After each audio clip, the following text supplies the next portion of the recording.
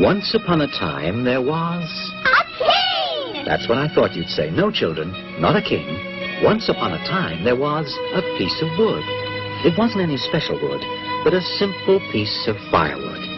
The kind that in winter you put in the stove to light the fire and heat the room. After many adventures that I won't relate to you, this piece of wood fell into the hands of an old woodcarver named Geppetto, who wanted to make a marvelous puppet out of it. A puppet who would know how to dance, wield a sword, and do somersaults. With this puppet, Geppetto planned to tour the world to earn a morsel of bread and a glass of wine. So one day, in his humble little room, Master Geppetto began to carve out his puppet. I just know it's going to be a beautiful puppet.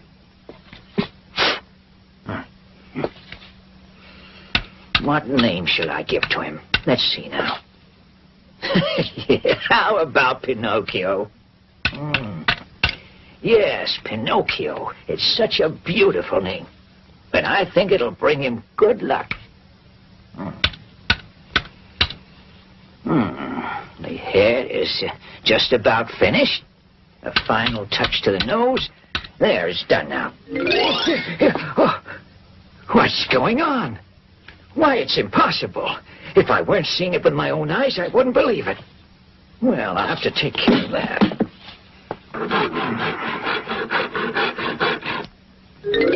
My goodness, do you want to make me angry?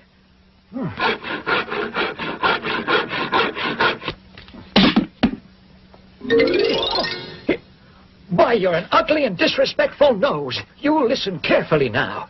You grow just one more time, and I'll leave you long like that.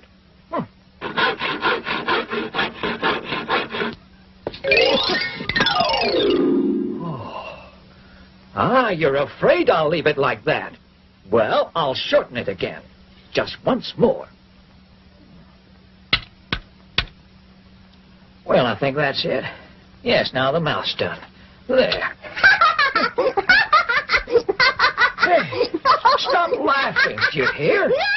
Oh, stop that laughing, I said.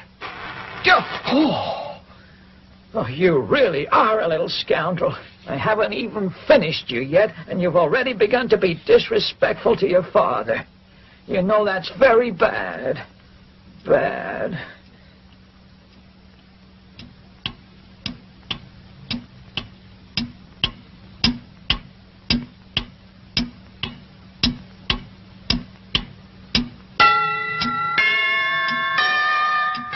There, it's done now.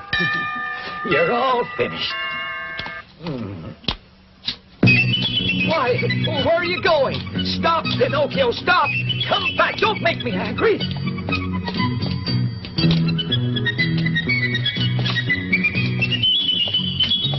Pinocchio, come back here! Come back, you rascal! Oh, look at that. Who is that little fellow? He's cute. Why, he's made of wood. He looks like a puppet. Oh, he's adorable. My. Here you are, my good man. Oh, thank you so much, Constable. And as for you, Pinocchio, we'll settle this at home. Poor little fellow. Will he get a beating from that mean old Geppetto? That's for sure. If we leave that puppet in his hands, he's capable of breaking it to pieces. Yes, indeed. You're quite right.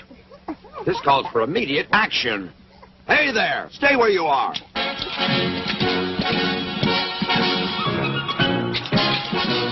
You, young fellow, off you go. As for you, Master Geppetto, aren't you ashamed to treat young children like that?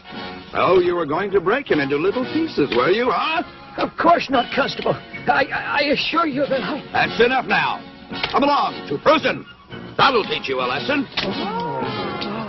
So while poor Geppetto was taken to prison, the naughty Pinocchio, not knowing where to go, went back home.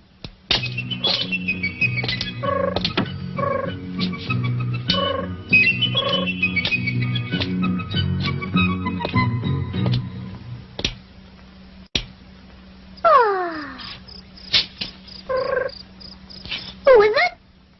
It's me. I'm the talking cricket. I've lived in this room here for over 100 years now. Well, from now on,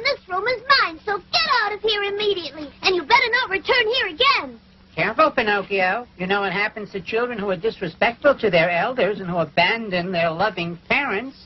Huh! Speak all you want, Cricket. It doesn't matter. You see, I'm leaving tomorrow at dawn, because if I stay, I'll have to go to school and study, and I haven't the slightest wish to do that. You little dunce. Then you'd grow up to be an ignorant donkey. Quiet, you evil-mouthed Cricket. All right, then learn a decent profession. You know what I say to that? The only profession I want to learn is eating and drinking and sleeping from morning to night. For your information, those idiots who only follow that profession always finish up in the hospital or in prison. Watch out, Cricket. You'll be in trouble if I lose my temper. Oh, poor little puppet. I'm so sorry for you. It's obvious that you only have a head made of wood. Oh, yes? Well, have this then. That's made of wood, too. After this evil deed, Pinocchio began to feel hungry. And so he started to look for something to eat. He turned the whole house upside down, but was unable to find even a scrap of food. And the more he looked, the hungrier he became. What a predicament.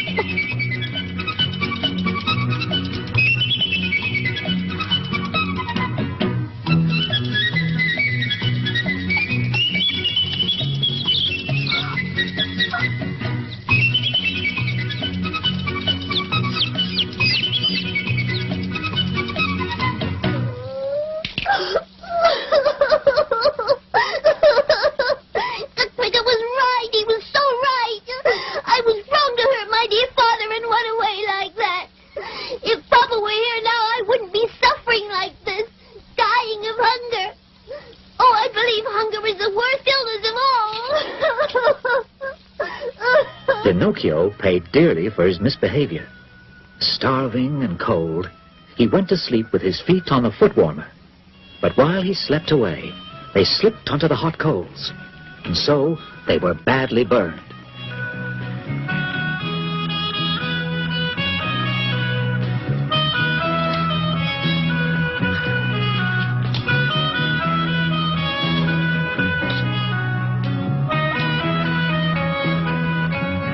Fortunately, the next day, Geppetto was released from prison, and he was able to return home. Seeing Pinocchio in such a sad state, he naturally forgave him. Geppetto gave him something to eat, and made him beautiful new feet. Then he even made him some handsome new clothes out of paper. Yes, the clothes suit you very well. Thank you, Papa. To pay you back, I promise to become a good boy. I will learn a trade and then become the staff you will lean on in your old age. But to start off, I want to enroll in school right away. Good boy, Pinocchio. But to go to school, I must have one important thing. And what's that? Why, I need a spelling book. Yes, you're right. How are we going to get one for you? It's very easy. You go to a bookshop and buy one. Yes. And the money? I don't have any. Well, neither do I. Wait, I have an idea. But...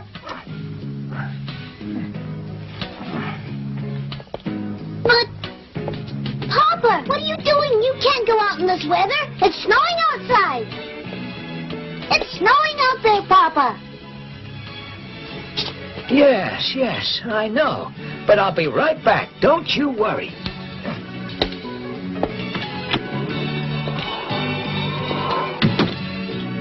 Oh, dear. Poor old Papa. I wonder where he's gone to. He went out in this freezing weather. He might catch pneumonia.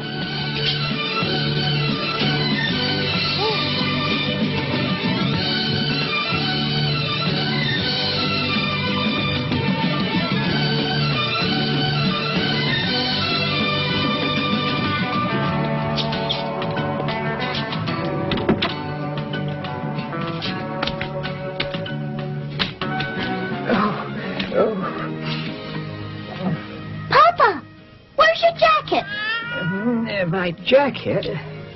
Ah, yes. I sold it. You sold your jacket? Why? Because I was too hot in it. I know what you did. You sold it in order to buy me a spelling book. Oh, Papa, my dear Papa. The next morning, Pinocchio, full of good intentions, left the house early to go to school. Goodbye, Papa. Goodbye, my son. Be careful when you cross the streets and work hard. I will. Don't worry, I'll be a model pupil. Poor Papa. He bought me a spelling book, and now he's left in his shirt sleeves, and in this cold weather, too. Oh, yes. Only parents know how to make such great sacrifices. Listen. What's that music? What a pity that I must go to school now. Otherwise... Well, here's what I'll do. Today I'll go hear the music, and tomorrow I'll go to school. There's plenty of time for school. I'm young.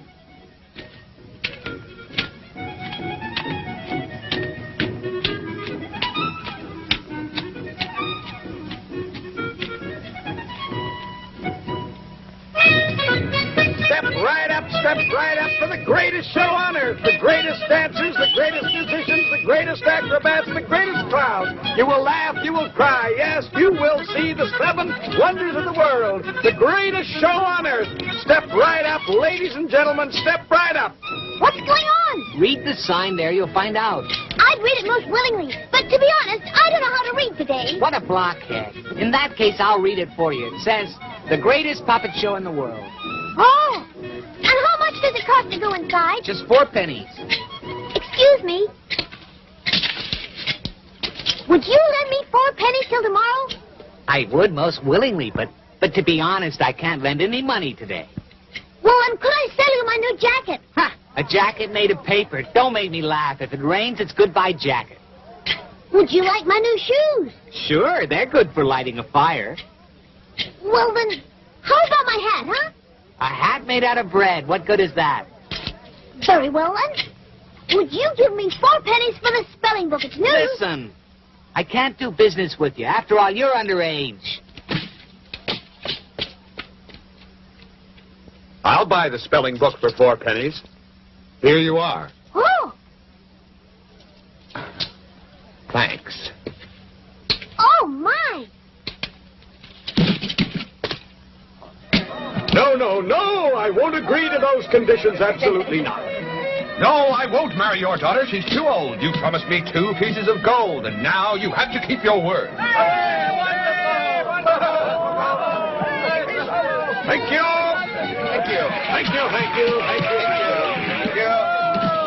Look over there. It's Pinocchio. Why, yes, it's really Pinocchio. Hey, Pinocchio, come here. Pinocchio, come and join us. How was the show? On with the show.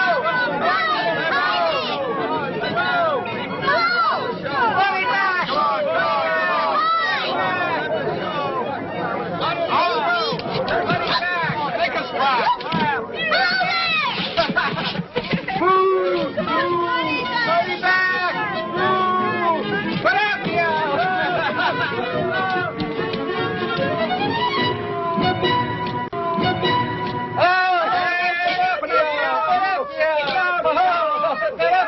That nonsense you hear? What's all this uproar about, huh? Harlequin, he's coming. Oh, dear. The fire eater. Oh! Why did you come here and create such a disturbance in my theater? Answer me. I didn't do anything, oh kind sir. I didn't do anything. Please don't... That's enough. If my eyes don't deceive me, you're made of wood, aren't you?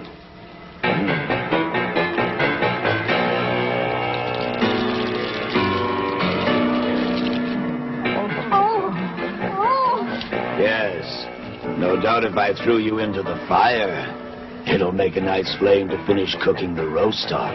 Oh, no. Throw him into the fire. Do that. No, do that. He's our friend. Throw him into the fire. No!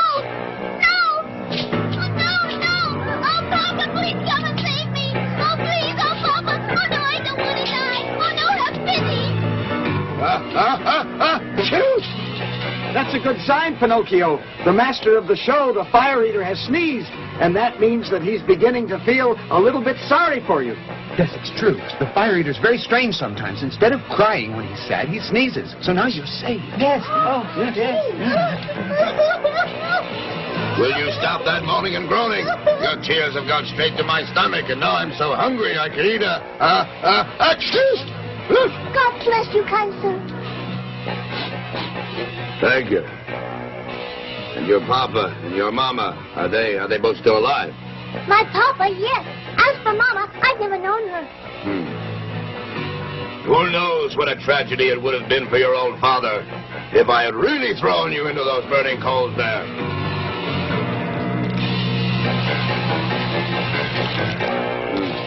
Poor old fellow. I feel sorry for him.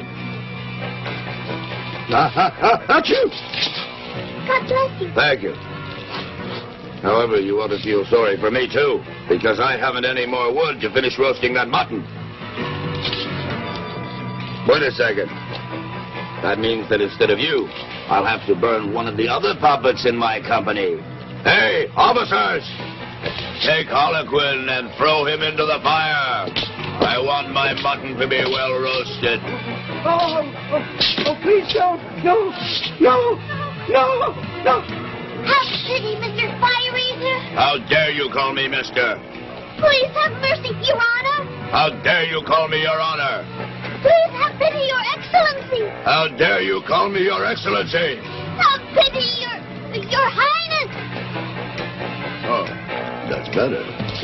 What do you want? I beg of you to have pity on my dear friend Harlequin. Pity? What good is pity? If I've spared you, I have to burn him instead because I like my mutton to be well roasted. Oh, in that case, I know what I have to do. Release Harlequin, officers. Please take me instead and throw me into the fire.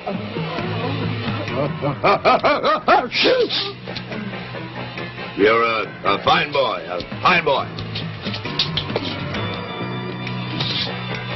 Come here and give me a kiss.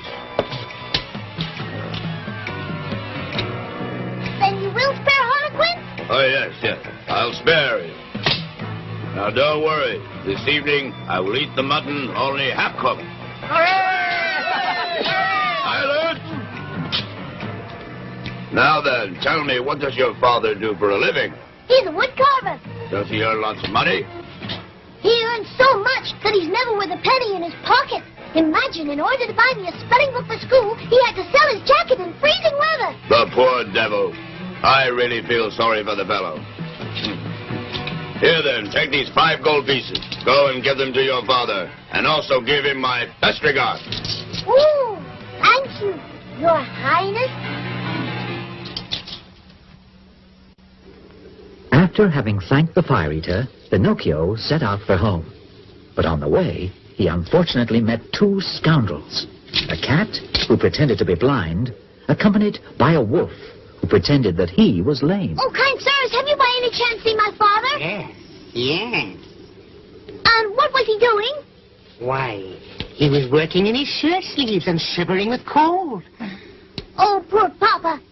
But he won't shiver anymore because I've become a wealthy gentleman, you see. A wealthy gentleman? You? He's a wealthy gentleman, you hear that? There's no reason to laugh. I'm terribly sorry to make your mouths water. But these, in case you've never seen any, are 5 pieces of gold. Beautiful. Yes. Beautiful indeed. Tell me, how would you like to double them? Double them? Mm-hmm. What do you mean? Well, it's very simple. Of those 5 miserable little gold coins, you could make 100, 1,000, 2,000. I would like that very much indeed. But how is it done? Well, it's really very simple. Instead of returning to your home right now, you have to come along with us. And where do you want to take me? Oh, it's not far. Not very far at all. To the land of the mutton. No, I'd better not go. I think I'd better return home right now. I'm sure Father's waiting for me. The poor old man. Who knows how he must be suffering? What's more, the talking cricket was so right when he warned me that children who disobey their parents will never come to any good in this world. Bah! In that case, then so much the worse for you. So much the worse for you? Those 5 gold pieces of yours between this morning and tomorrow could turn into 2,000. 2,000? But how is it possible? How could it happen? I'll tell you. You see, I'm sure you must know that in the country of the Muttonheads, there's a beautiful field that is named the Field of Miracles. Of Miracles? And you dig a small hole in the field. You bury, for example, one of your gold coins. Gold coins? Then you cover up the little hole and sprinkle it with water. Then you put over it a piece of salt. And then you go off very calmly to sleep. Calmly to sleep? And then the following morning, what do you find there? What do you find there? What do I find there? You'll find there a beautiful big oak tree. Except instead of green leaves, you'll see thousands of pieces of gold growing there. Oh, how wonderful. But is it really true? Why, of course. Of course it's true. Do I look like someone who tells lies? Of course.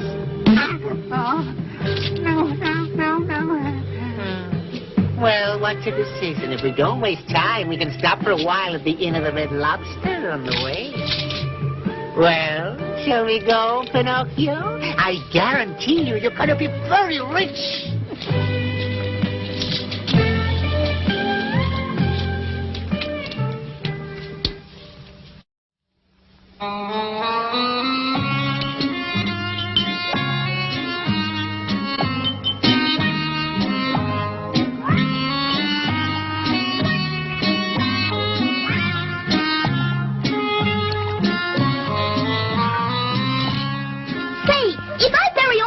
In the Field of Miracles, how many will I find there the following day? That's easy. It's very simple. Supposing that every one of your gold coins makes 500 gold coins, multiply the 500 by 5, and in the morning you'll find exactly 2,500 gold coins, all bright and shiny. Oh, that's a real miracle. I want to divide it fairly with you. I'll first take 2,000 for me, and I'll give you the other 500. For us? Oh, no, heaven forbid. Heaven forbid. You see, we don't work for our private interests. We only work to make our dear friends wealthy. Yes, our friends.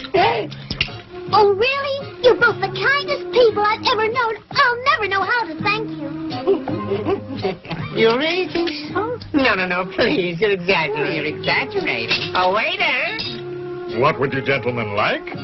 We want 2 of your finest rooms. One for Master Pinocchio and the other for me and my companion. Before we start out again, I think we should have a little stew.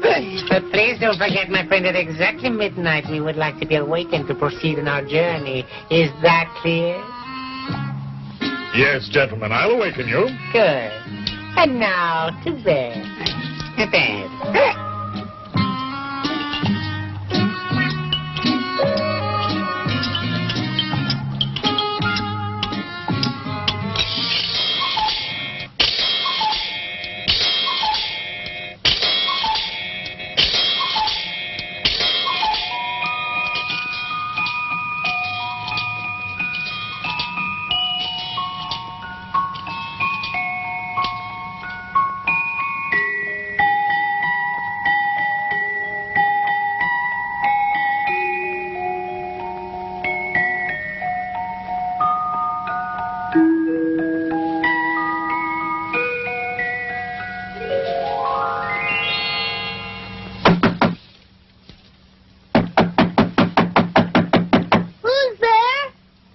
It's the innkeeper. Master Pinocchio, I've come to tell you that it's midnight.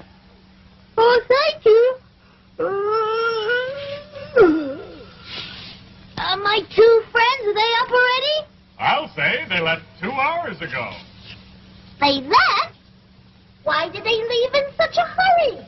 Because the cat had received a message that her oldest kitten was in the hospital with a severe case of pneumonia. Oh, and did they pay for the dinner? Why, of course not. They're both much too polite to insult your excellency in such a way. What a pity. Because the insult would have been much more convenient. And where did those friends of mine say they'd wait for me? At the Field of Miracles in the morning at the break of sunrise. I haven't a minute to waste. I don't even know how to get to the Field of Miracles.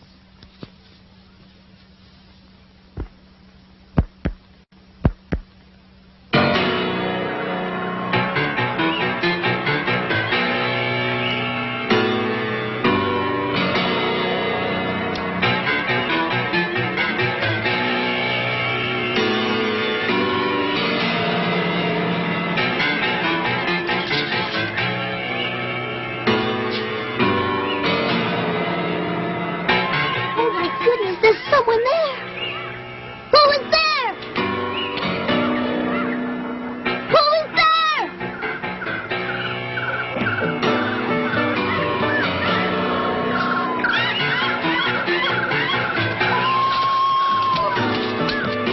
Oh dear. That's all I need right now, those dreadful night owls.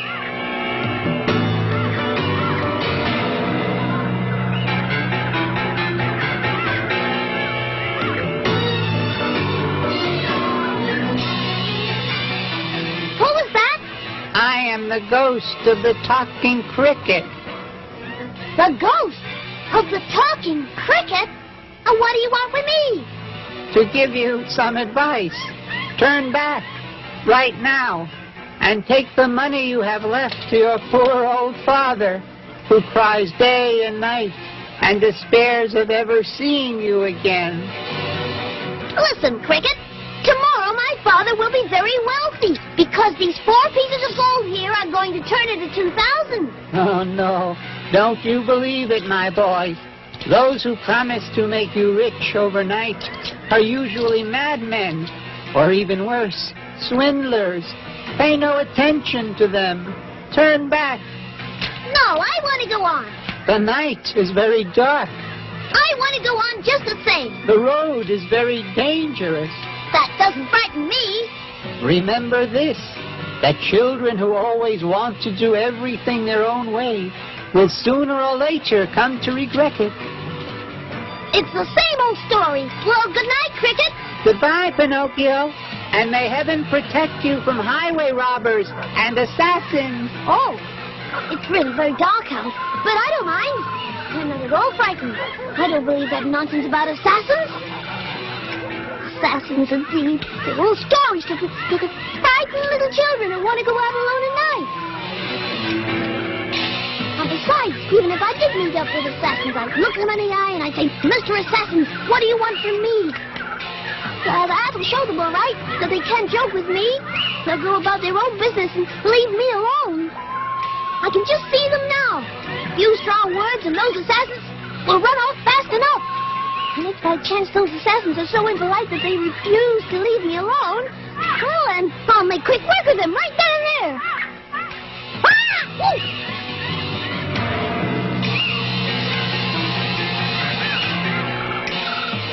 Quiet. I think I'm being followed. What if it turns out to be assassins? Oh, where can I hide the gold coins? I think I'll hide them in my mouth.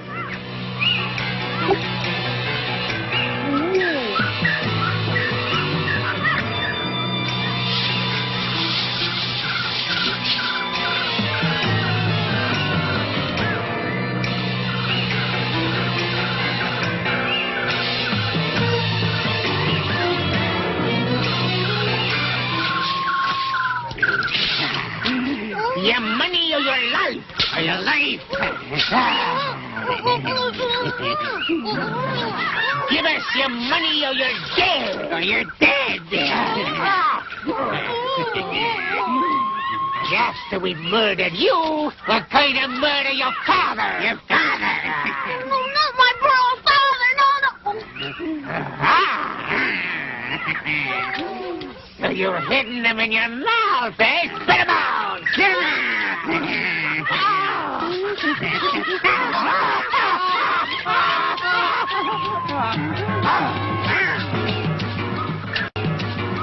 And so Pinocchio, still pursued by the assassins, ran for many miles through woods and fields until daybreak.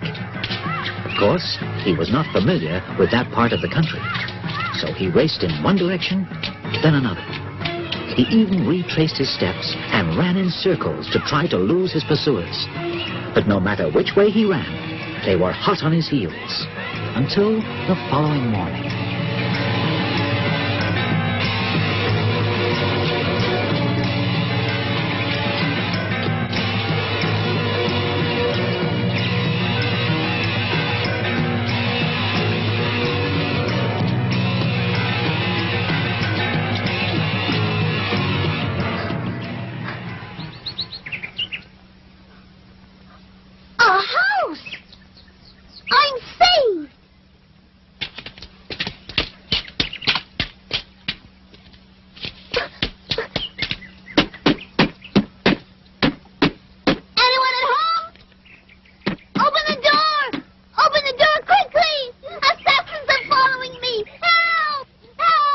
Pinocchio knocked and knocked in vain, and begged them to open the door. The fairy with the dark blue hair, who lived in the house, wanted to punish Pinocchio for his mischievousness and disobedience. So Pinocchio was caught again by the robbers, who, to make him open his mouth, hung him from the highest branch of a big oak tree which was nearby. Meanwhile, a violent wind from the north had arisen, which, blowing and bellowing angrily, swung the poor puppet back and forth, just like the clapper of a bell ringing for a celebration. Pinocchio, by now, felt himself near his end. But the fairy with the dark blue hair took pity on him and decided to save him, and had him carried inside her house.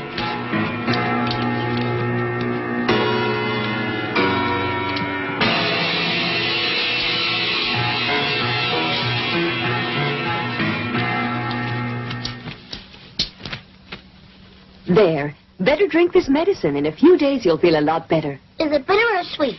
It's bitter, but it's good for you. If it's bitter, I don't want it. Now, you just drink that medicine. But I don't like anything bitter. If you drink it, afterwards, I'll give you a little sugar. No. First I want the sugar, and then I'll drink the medicine. Oh, very well. Here's the sugar. It's delicious. If only the sugar were a medicine, I wouldn't mind taking it every day. And now you must keep your promise. Go on, drink the medicine. Oh, I can't drink it that way. Look, Why not? Because that cushion on my knee is bothering me. Oh, really? All right. There, it's gone now.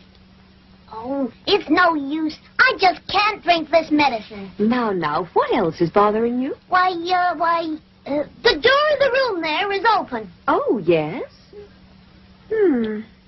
There, see how I try to please you? I simply can't drink this medicine. No, and no. If you don't drink it, you will die. Aren't you afraid of dying? I think I would rather die than drink that medicine. All right, if that's how it is. Ooh.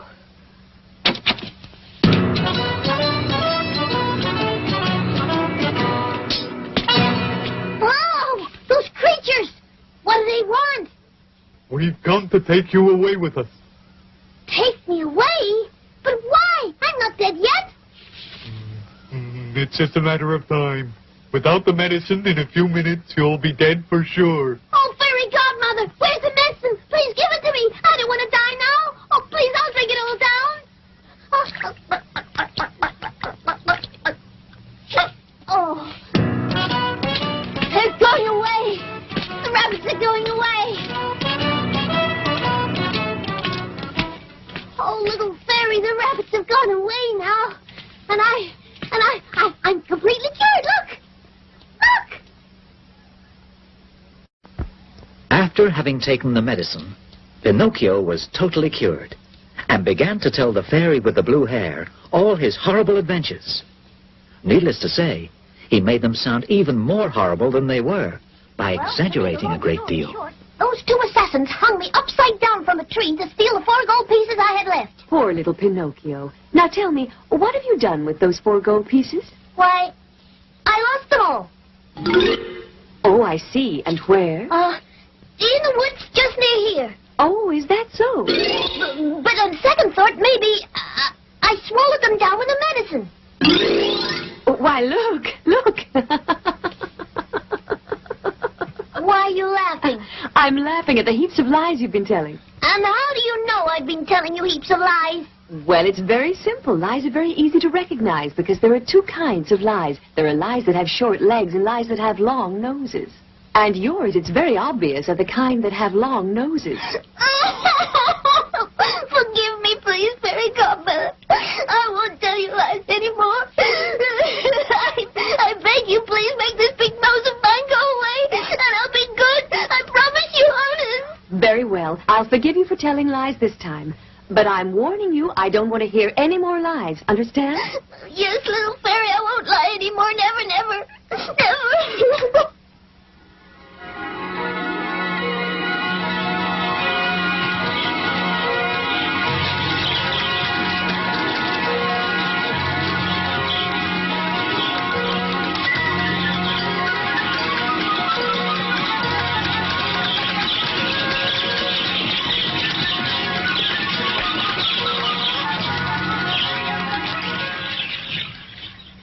Look, my nose. It's just like it was before. The birds have eaten it all. You sent them to do it, didn't you? Thank you.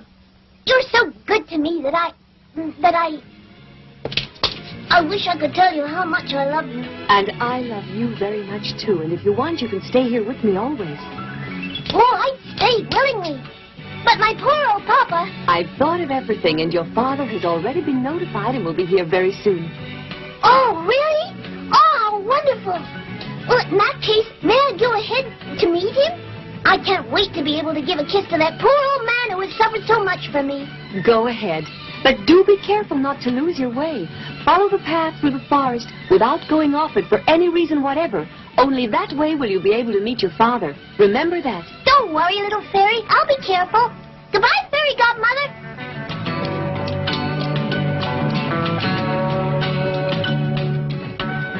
But of course, as you can imagine, Pinocchio did not keep his promise. He went off the path through the forest to take a shortcut. And so, instead of meeting his father, Geppetto, he met once again the cat and the wolf.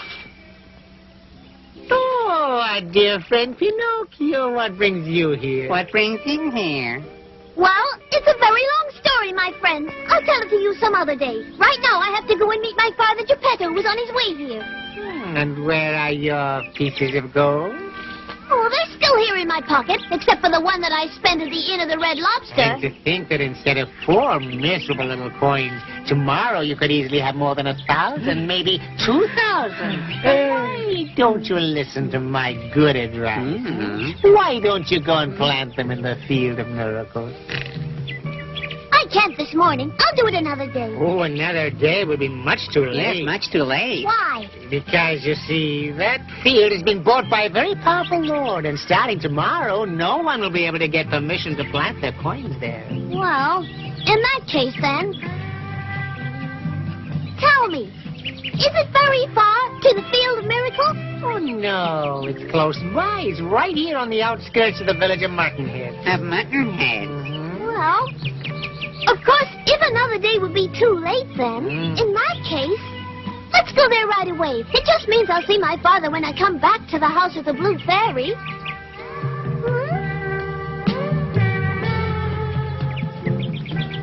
That's fine, fine, dear Pinocchio. That's enough.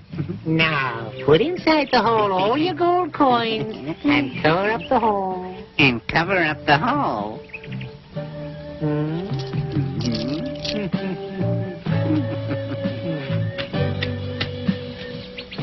Is that all right? Perfect, yes. Perfect. Why, I tell you, it's a regular work of art. A work of art. Well, and now what do we do? Dear little Pinocchio, there's nothing to do now but wait. Each of us goes about his own business in his own little way. Then all you do is come back here in about 20 minutes, and you'll find that all the branches are full of pieces of gold. Full of pieces of gold. Oh, really? How wonderful! Then I'll give you each a present. Oh, no, we don't want any presents, no, because it's enough for us to have taught you the way to get rich without any effort, and that gives us all the presents we want. Goodbye, Pinocchio. Goodbye, Pinocchio. Goodbye, dear friends, goodbye, and may heaven repay Pinocchio went off to the nearby village and began to count the minutes impatiently. Meanwhile, he daydreamed about the moment when he would return to the Field of Miracles to collect all the gold pieces which he would find on the branches of the magic tree, which, according to the prediction of the cat and the wolf, would spring up shortly. He dreamed of hundreds of gold pieces, then thousands, then millions. There was no end to his imagination.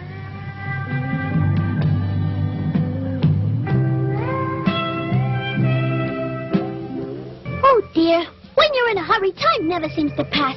What's the matter? In a little while, I'll be very rich. Who knows how many gold coins I'll find there? And if instead of 2,000, I were to find 5,000, or even 100,000, I'd be the richest man on earth.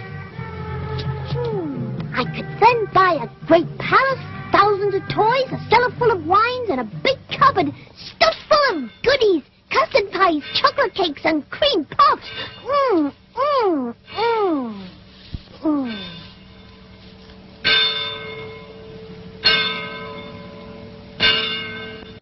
It's noon already. Time to go.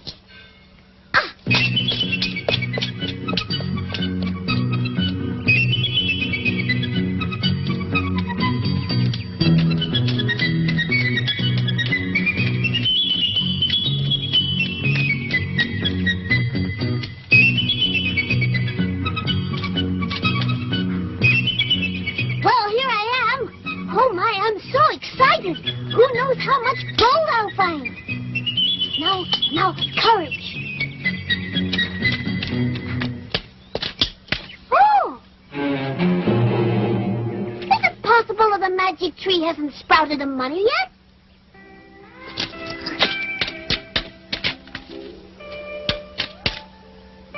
Maybe it needs a little more water.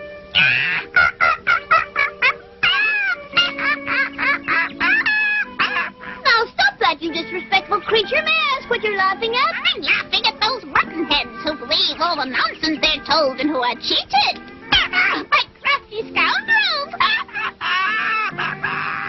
Are you speaking of me? Yes, who else? I'm speaking of you, poor Pinocchio, who is so foolish and gullible as to believe that money can be planted and can grow like rows of corn. Explain that, would you? Haven't you understood yet that while you were away, the cat and the wolf came back here, they stole all your pieces of gold that were buried in the hole there, and have run away like the wind? It would take a world champion to catch those scoundrels. No, it's not possible. It's not possible. Two such fine people. Two such dear friends. I can't believe it. It's not possible.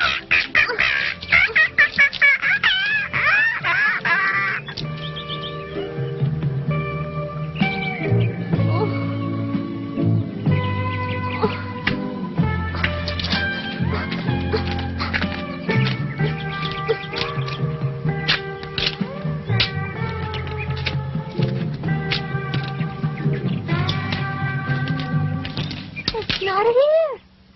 My money isn't here anymore. They've cheated me out of all I had. After having been robbed because he refused to listen to the good advice of the talking cricket, Pinocchio had several other dreadful adventures. And in the end, tired and discouraged, he decided to go back to the Blue Fairy to ask her forgiveness. But an ugly surprise awaited him. The house of the Blue Fairy was no longer there.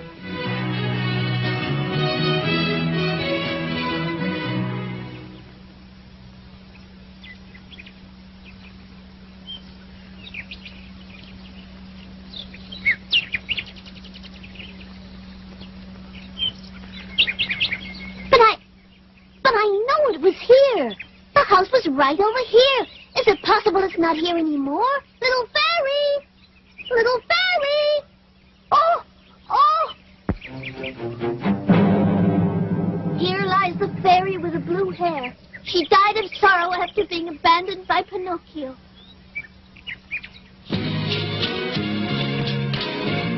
No! Little fairy! Fairy godmother!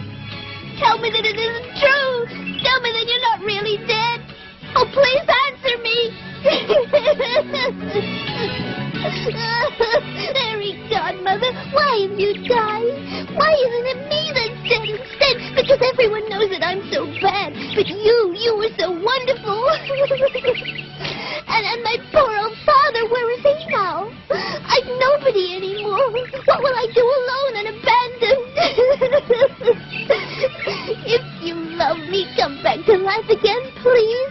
Come back and be as you were before. Don't you see that I'm all alone and abandoned by everyone?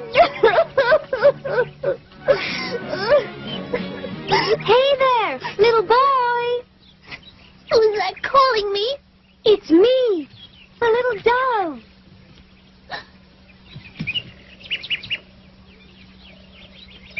Tell me, have you by chance among your acquaintances a little puppet named Pinocchio?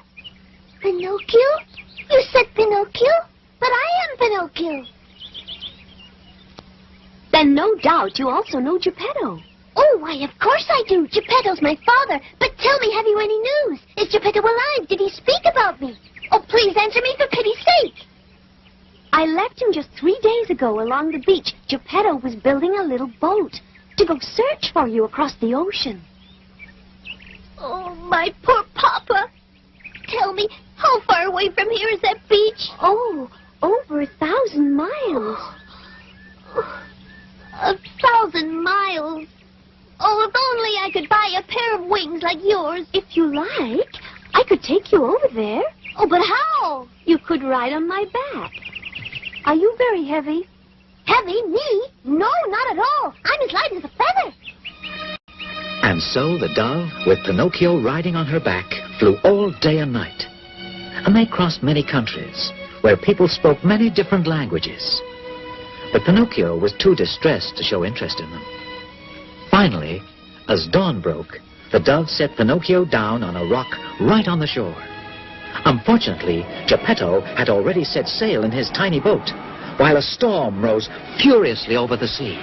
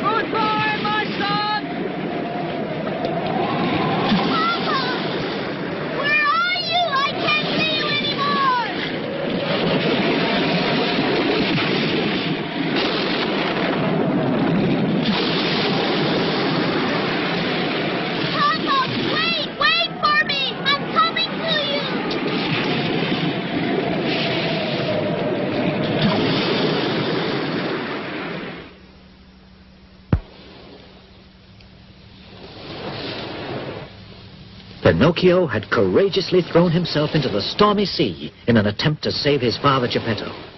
But unfortunately, he didn't succeed in finding him.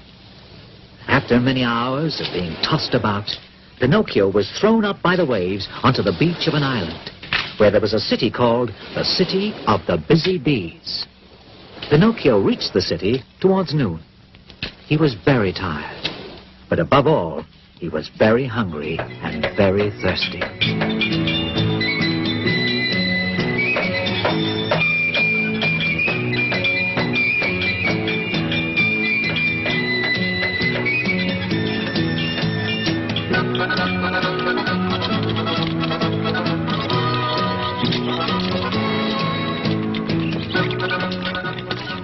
Excuse me, dear lady, could I possibly have a drink of that water? Why, of course. Have all you like. Oh, thank you.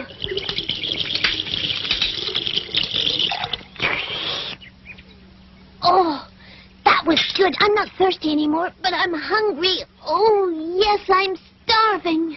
Well, if you help me carry home one of these jugs of water, I'll give you a big piece of bread. Hmm. And I'll also give you a nice plate of cauliflower with a cheese sauce. Hmm. And after that, I'll give you a beautiful dessert made of nuts and raisins. Oh, well, I guess I will carry the jug of water to your house.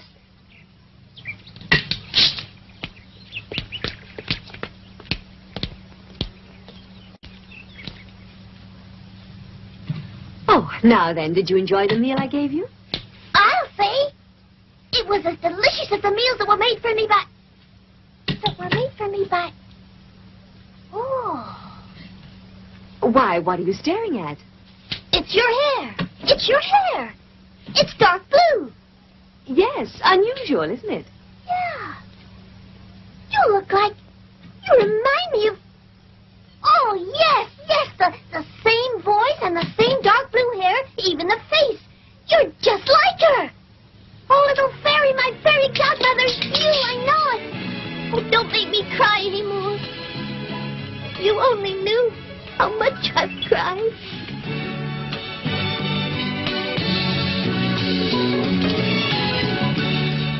You dear little creature, so you know who I am. Yes, and it's only because I love you that I recognized you. And now that I've found you, I'll never leave you again. Never, never. I'll always stay with you. Only... What is it? Well, it's just that if you only knew how tired I am of always being a puppet and not growing anymore. If I only knew how to become a real little boy, just like all the others. You could become one, only you must deserve it. Oh, really? And what must I do to become a real boy? You would have to learn to behave like a good little boy. Oh, that's easy. I can behave if I want to. It's not that easy. To begin with, a good little boy is very obedient. Yes, I am disobedient, it's true. And then good little boys always tell the truth. Whereas you... Well, I do tell white lies now and then. And good boys must be willing to go to school. Oh, but school gives me a headache. I find it so boring. Oh, all right. From now on, I'll change my ways. You promise? Yes, I promised you. But I'm only doing it for you and for my father. He wanted that so badly, the poor old man. Where can he be right now? Ah, who knows? Do you think that I'll be able to see him again one day? Of course. Of course. One day you're sure to see him again. Do you really mean it? Oh, thank you, little fairy. You're so good to me, almost like a real mother. May I call you Mama? Why, yes, of course, little puppet. Mama. Oh, so it wasn't really true that you were dead. It doesn't seem so. If you only knew how sad I was when I read Here Lies... I know.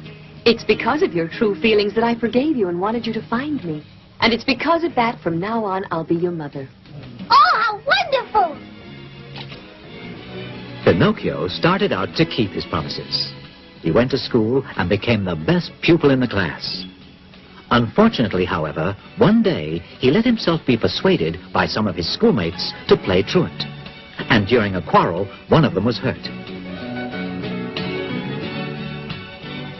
Pinocchio tried to help him, while the others ran away. Two policemen who were passing, thinking it was Pinocchio who had hurt the boy, arrested him. Pinocchio succeeded in escaping, but the policeman had him followed by a ferocious bulldog called Alidoro.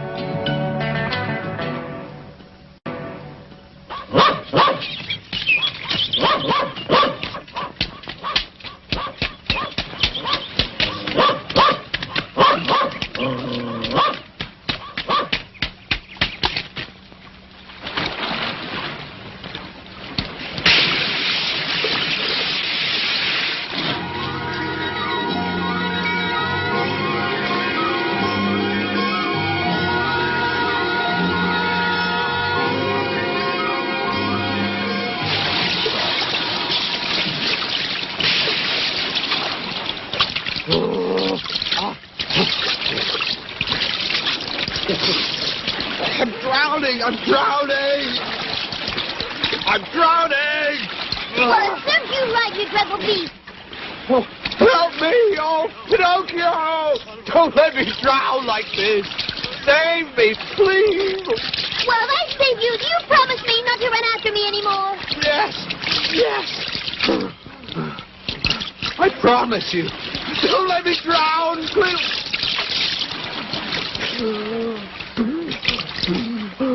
Well, all right.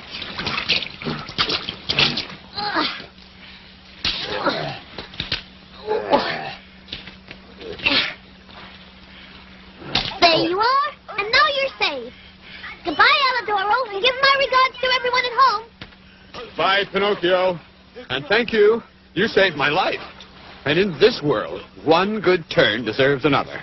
You'll see, at the very first opportunity, I'll pay you back for what you did. And so Pinocchio, after having saved Alidoro, returned to the sea and began to swim in the direction of a cave in the hope of finding refuge and a place to dry his clothes. Now, let's have a look and see what kind of fish I've managed to catch today. These whitings are very good indeed. Oh, wonderful, lovely little sardines. Ooh, why? And what kind of fish can this be? Please let me go, sir. You see, I'm not a fish. No, I understand. You're some kind of sea urchin. No, not at all. I'm really a puppet. Oh, nonsense. I never knew that there existed fish puppets in the sea. That means today I'm going to eat something new. You're going to eat me? But don't you understand, sir? I'm not a fish. Don't you hear that I can speak and reason like you? That's true enough. Yes, indeed. Now, you mustn't cry like that. Now, listen. Because you're so nice, I'll fry you in a pan, all right? Believe me, to be fried in pleasant company is always a great consolation.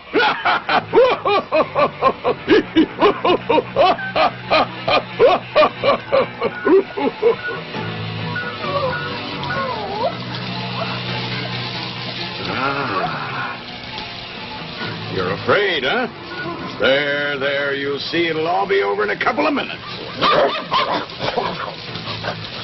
What's that? Oh, that smells delicious. Oh, may I please have a taste of what you're frying? I haven't eaten for days. Alidoro. Go away, you ugly creature. There's nothing here for you. Alidoro! Help me, please! You must save me or I'm fried! Yo? What are you doing here? Save me, please, Alidoro! The green fisherman thinks I'm actually a fish! And he wants to fry me in a frying pan! What? You in a frying pan? I'll take care of that, don't worry.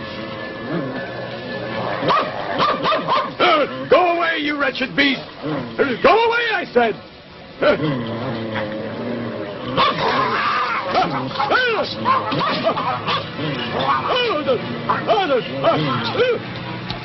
Give me back my little fish! Oh, you horrible dog! Give him back immediately! Come back! This instant!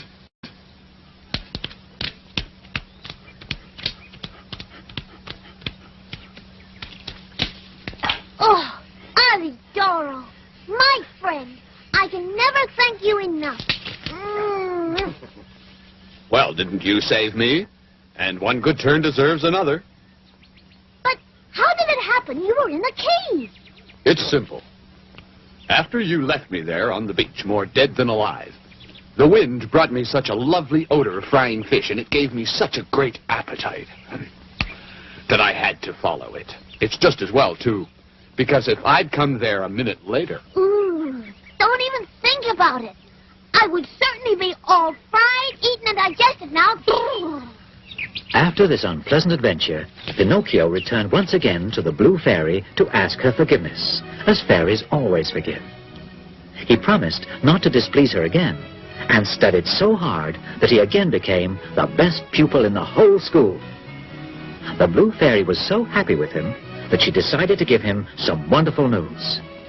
The next day, he was finally to become a real boy, and to celebrate the event, there was to be a big party with hot chocolate and whipped cream and slices of bread buttered on top, underneath, and even on the sides.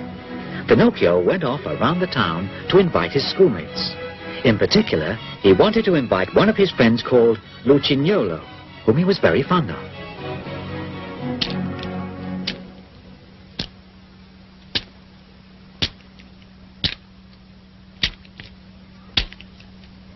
Lucignolo! What is it? If you only knew how I've searched for you. What are you doing here at this hour and so far from your house? I'm waiting for midnight so I can leave. Oh, and where are you going? Far away. Well, it's lucky that I found you. Do you know the great news? Tomorrow I stop being a wooden puppet and become a real little boy like you. Congratulations. To celebrate, I'm giving a party. I'll expect you then for lunch at noon at my house. No, I can't. I told you I have to leave in a little while. But where are you going? To the most beautiful country in the world. It's really fantastic. Good heavens. And what's that wonderful country called? Everyone calls it simply Toyland. Why don't you come with me? Me? No, I couldn't. Well, you're making a big mistake. Where can you find a country better than that? There aren't any schools or any teachers or books. I tell you, you'll never have to study. But then what is one supposed to do all day long in a country like Toyland? What a stupid question. We play with our toys from morning till night. Well, it does sound like a very exciting country, except that... Then come along with me. You'll have the time of your life. What do you say? No. You see, I promised my fairy godmother that I would become a good little boy. Well, I'll see you then. Goodbye. Oh, wait another 2 minutes, will you? But it's getting very late. The fairy is waiting for me. 2 minutes, that's all. What if the fairy calls for me? Let her call all she likes. She'll soon stop. Tell me, are you leaving alone? Of course not. There'll be more than 100 of us. At midnight, a fine coach will come along by here to pick me up, and it's going to take us all along to Toyland.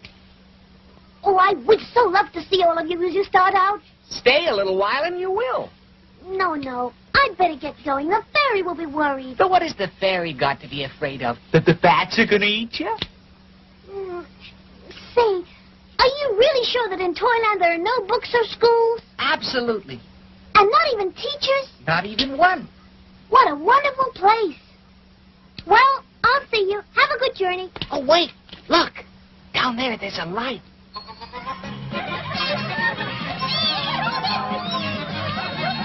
Do you hear that?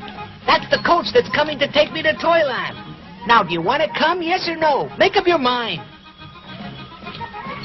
But is it really true that in Toyland you don't ever have to study? No, never, I told you. Oh, how wonderful. Oh, what a great place. Come on, let's go.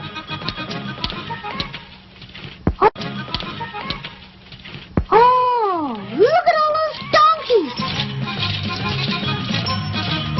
How beautiful. Aren't they cute? Just look. There are so many. And that fine coach. Come on, let's Well, go. I'll get going. Goodbye. The coach is very crowded now. There isn't any more room up there. That's all right. I'll stay down here on the cart pole. And you? Aren't you coming with us? No, I'm staying. I want to go to school and learn a trade. Well, goodbye and good luck to you. Come on with us. Come on, Pinocchio, hop on. You'll never get another chance like this in your whole life. Don't make us beg you. But what will the blue fairy say? Listen, will you make up your mind? Are you coming or not? If you want to join us, you have to decide right now. And if not, goodbye. Come on. Oh, very well. I'll go with you. There's no room up here. Where is gonna sit? Right on one of the donkeys. Alley-oop. Come on, let's go.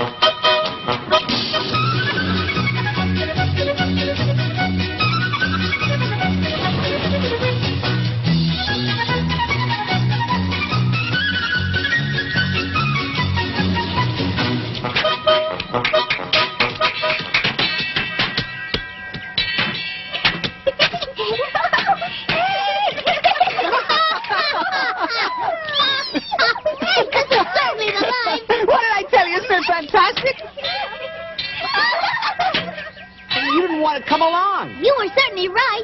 And to think that my school teacher always said to me, don't go around with that imbecile Lucignolo because he's a very bad companion and can only show you how to get into mischief. He never liked me because I talked in class, but I'm very generous and I forgive him. What a kind soul. You really are worthy of my affection and friendship. Wow.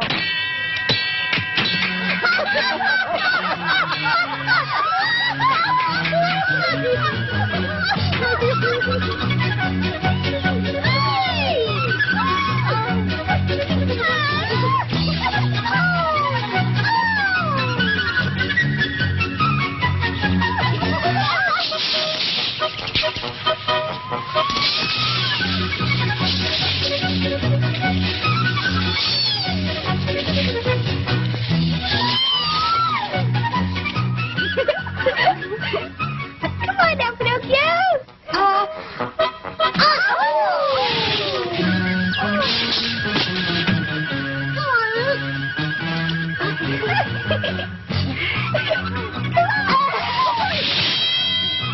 This beautiful dream world lasted for 4 months, during which Pinocchio and Lucignolo couldn't have enjoyed themselves more.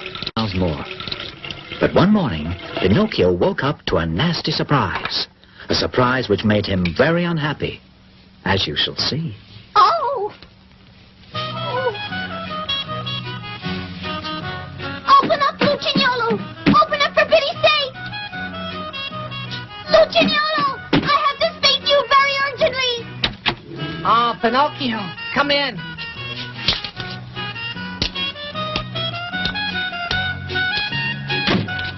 Well, what is it? Tell me, do you feel well? Me? Yes, I feel wonderful. But are you really sure? Of course. Why should I tell you one thing if I mean another? Well, in that case, I'd like to know why you're wearing that silly thing in your head. Well, you see, it's like this. The doctor thought I ought to wear it because I hurt my knee. But anyway, why are you wearing that silly thing on your head? Me? Oh, yes. Because the doctor said that I ought to wear it because I had hurt the left toe. Listen, Lucignolo, would you answer me one question? Have you ever suffered from an illness of your ears? Never. And you? Well, you see, this morning I've had to tell you the honest truth, I've had a pain in my ears. Well, me, I tell you the truth. I have a pain in my ears, too. Listen, would you do me a favor? Could I just have a look at your ears? Of course you can. But first of all, you have to let me look at yours. No. First I want to look at your ears and... No, nothing doing. First I see yours or nothing. Oh, very well. Let's do it this way. I'll count to 3, and then at the count of 3, we'll both take our hats off together. Agreed? Very well, I agree. All right. Are you ready? Yes, I'm ready. 1, 2, 3. Lucignolo! Pinocchio! If you could see your ears, they're just like donkey's ears. You do! They're so long! You know what you look like. You look to me like a little jackass. And you do! To me, you look like the winner of a long-eared contest.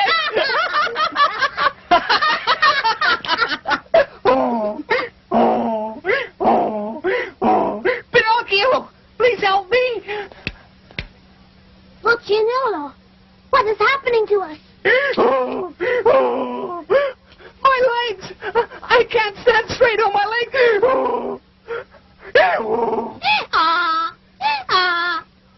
My goodness, the same thing is happening to me. Oh, Blueberry, oh, Papa dear, what's happening to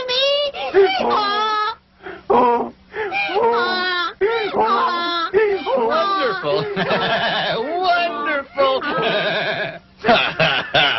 You two are a fine pair of little donkeys. I'll be able to sell you for a good price at the market. And now you understand who the coachman was. He was a scoundrel who lured little children into Toyland, waited for them to become donkeys, and then sold them in the marketplace. Thus, the donkey Lucignolo was sold to a farmer to turn his water wheel. And the donkey Pinocchio was sold to the director of a circus, who wanted to make him jump and dance with the other animals of the troop.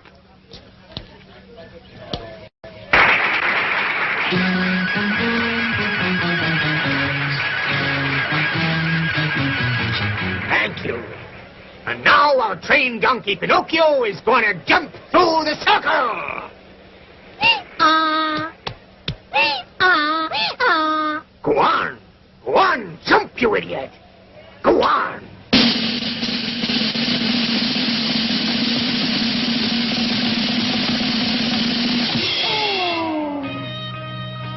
So much for Pinocchio's circus career. The accident left the donkey Pinocchio lame. And so he was sold to a maker of drums, who wanted to drown him in order to remove his skin and make a drum out of it. But after Pinocchio was thrown into the water, the blue fairy, who always protected him, turned him back into a puppet. And so Pinocchio succeeded in escaping from the drum maker and set off to swim towards the open sea.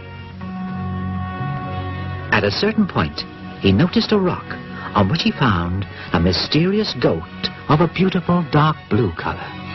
Why, what's that? Pinocchio! Please hurry! For pity's sake! Oh, look at that! There's a goat in the middle of the sea, but his hair is all blue, just like my blue fairy. Quickly, Pinocchio, quickly! There's an enormous sea monster who has seen you and wants to eat you up! A sea monster, did you say? Where is it? Quickly, Pinocchio! Quickly! Oh, my goodness! Look out, Pinocchio! The monster's right behind you! Watch out! Watch out!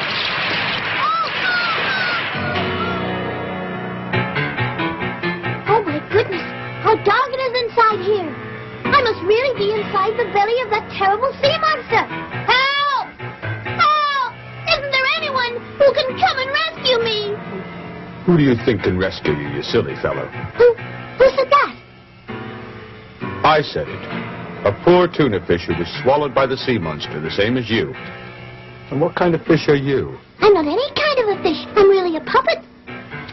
But tell me, what can we do to save ourselves? What do you expect us to do then? Unfortunately, there's nothing we can do except wait patiently until the sea monster has eaten us and completely digested us. But I don't want to wait until I'm digested.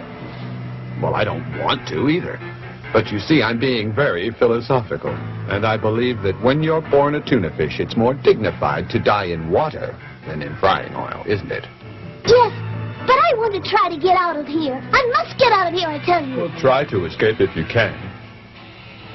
Oh, down there. Look, I think I see a light. Yes, you're right. What do you think it could be? Well, no doubt it's another poor victim of the sea monster, and he's waiting just like us to be eaten and digested. Listen, excuse me for leaving you, but I want to see what that light is. You never know. Goodbye, tuna fish. Goodbye, puppet, and may luck be with you.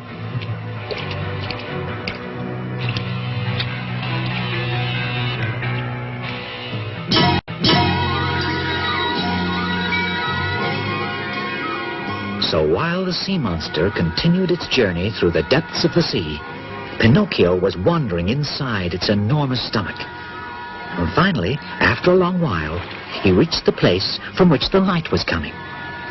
You will never guess whom he saw there.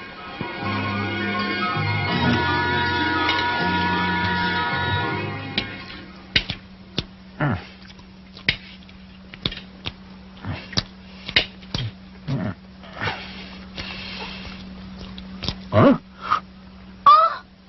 Oh! Pinocchio! Oh, Papa dear! Oh! Papa! Oh! At last, Papa, I found you again. I'll never leave you again, Papa. Never, never, never.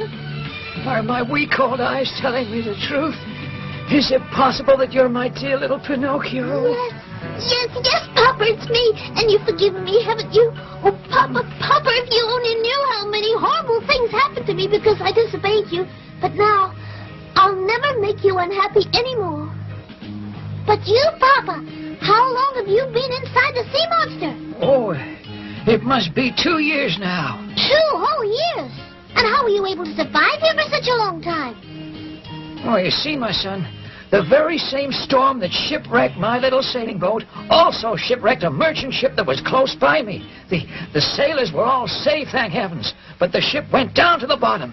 And it, too, was swallowed up by the terrible sea monster with all the cargo it was carrying. You mean the ship was swallowed in one mouthful? Yes, all in one mouthful.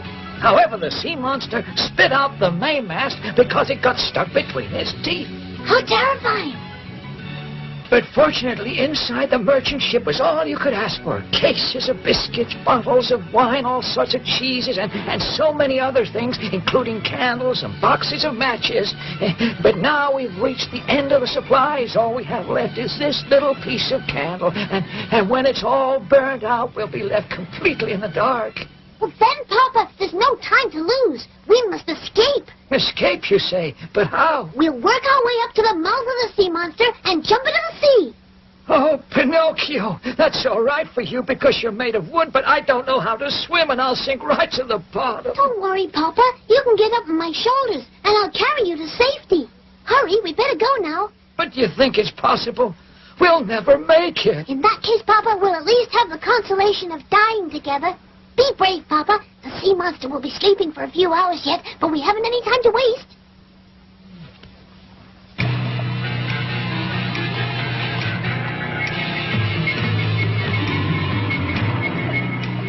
In the middle of the night, while the sea monster was sleeping on the surface of the water with its mouth open because it suffered from asthma, Pinocchio and Geppetto succeeded in escaping by jumping into the sea. And luckily, by following their example, the tuna fish that Pinocchio had met inside the sea monster also succeeded in escaping. And with his help, they managed to reach the shore safe and sound. When Pinocchio and Geppetto reached land, it was already day. They set off in search of someone who might offer them a crust of bread and a place where they could sleep. Don't despair, Papa. You'll see. Somebody will give us shelter. Pinocchio, my dear old friend. My dear old friend. Well, who do I see? Oh, Pinocchio, give a little charity to two poor wretched invalids. Wretched invalids. Serves you right, you imposters. You cheated me once, but I'll tell you, you're not going to cheat me anymore. Leave us, Pinocchio. Today we really are poor and sick and tired. Have mercy on us. Have mercy on us. If you are poor, then you deserve to be. Remember the old proverb that says, stolen money will never bear fruit. Oh, please, please have pity on us. Please don't abandon us. Oh, please don't abandon us. Goodbye, you two thieves. And just you remember the other proverb that says, he who steals the jacket from his neighbor usually dies without even a shirt.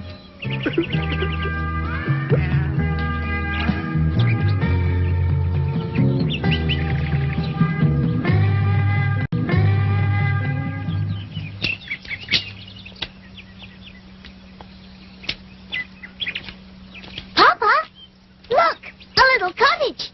Let's knock at the door. Maybe someone there will help us. Come in. The door is open.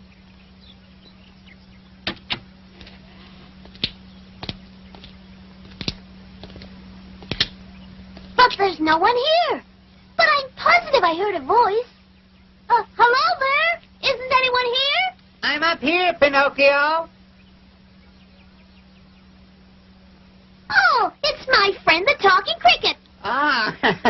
Oh, well, now you call me a friend, the talking cricket, do you? Have you already forgotten when you chased me out of your house and threw the hammer at my head? Yes, you're right, Cricket. Now you can chase me out and throw a hammer at my head. But please take pity on my poor Papa. I will take pity on your poor father and also on his son. But I wanted to remind you of your cruel behavior and let it serve as a lesson and teach you that whenever you're able, you must be courteous and considerate of others. If you expect to receive the same courtesy and consideration, especially in your hours of great need. Oh, yes, you're so right, little Cricket. And I'll keep that lesson in mind forever. Thanks to the little talking cricket, who was the owner of the little cottage, Pinocchio was able to settle down well and prepare a bed for his tired old father.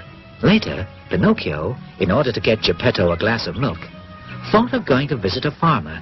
Well, now, how much do you want? Just one glassful. Well, a whole glass full of milk costs a penny. Give me the penny and I'll give you the milk.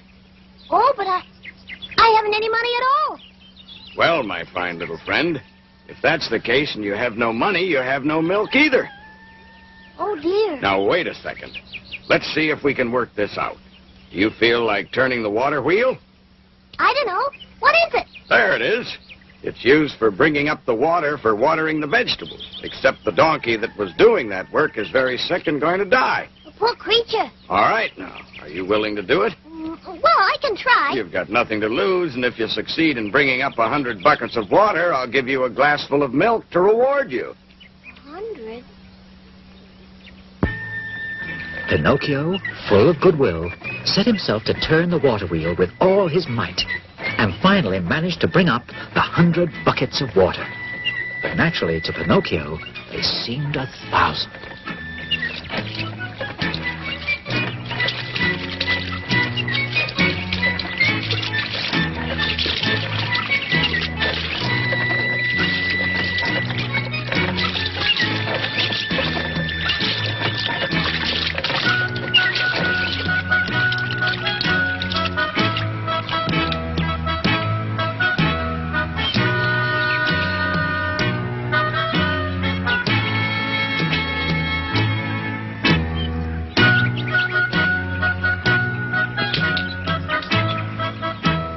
Donkey there. I've the feeling that I recognize him.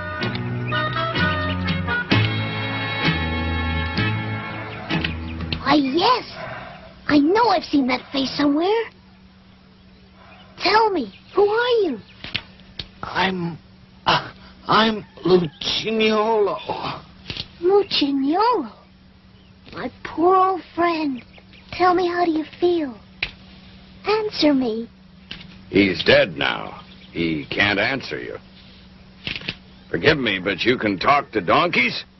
Of course. He was a friend of mine. Oh, he was a friend of yours. Yes, he was a schoolmate of mine. What? That's the funniest thing I've heard. So you had donkeys for schoolmates, did you? Well, I can just guess what a clever student you were. All right, now, take the milk. You earned it. Yes, indeed. You're a strange little boy, very strange, but you're a good boy nevertheless. For many months, Pinocchio continued to get up every morning at dawn to go turn the water wheel and earn that glass of milk which did so much good for his old father's health. Then he learned to make beautiful baskets of reeds, which he sold. And with the money he earned, he bought all the things he and his poor father needed. As time passed, he built a rolling chair to take Geppetto out for walks on sunny days. In fact, Pinocchio became a really model son. In fact, besides studying all day without ever taking a rest, he spent long hours working in the evening. One evening, Pinocchio worked very late to finish a large number of baskets. But in the end, no longer able to overcome his tiredness, he fell into a deep sleep.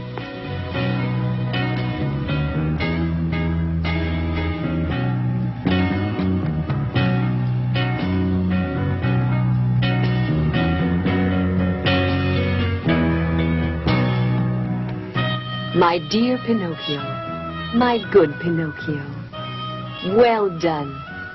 To reward you for your kind heart, I forgive you for all the unkind things you've done in the past. Children who work hard and help their tired, aging parents in their illnesses and in their unhappiness always deserve great praise and great affection. Continue to be kind and make other people happy, and you'll be happy too. Farewell, my dear Pinocchio.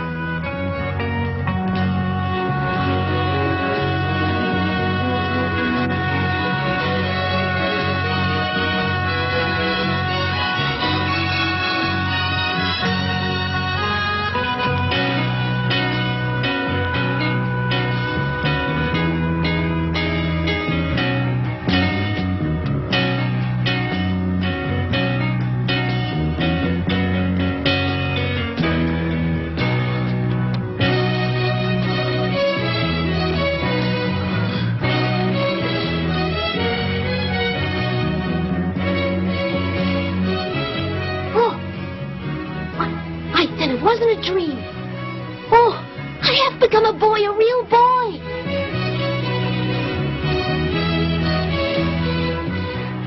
I'm a real boy, it's true. Oh, little fairy, thank you. Papa! Papa!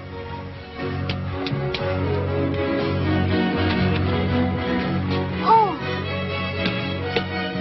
Papa. Papa. My little son? My little Pinocchio. Why, Papa, you're all cured now. You look so well. You even seem to be 20 years younger. And just look how many changes there are in the house. It's not a cottage anymore. And all thanks to you, my son. It was your goodness and also your hard work that brought about these changes. Oh, Papa, I don't deserve all that. Papa, where is the old wooden Pinocchio gone to end his days? Would you like to see him? Oh, yes, I would. There he is. You mean that was me? Oh, my goodness, how funny looking I was. Yes, it's true, you were funny looking. But I always loved you no matter how you looked. You see, when you truly love someone, the way they look isn't so important. Yes, you're so right, Papa dear. And so ends the story of Pinocchio the puppet. And so begins the story of Pinocchio the boy.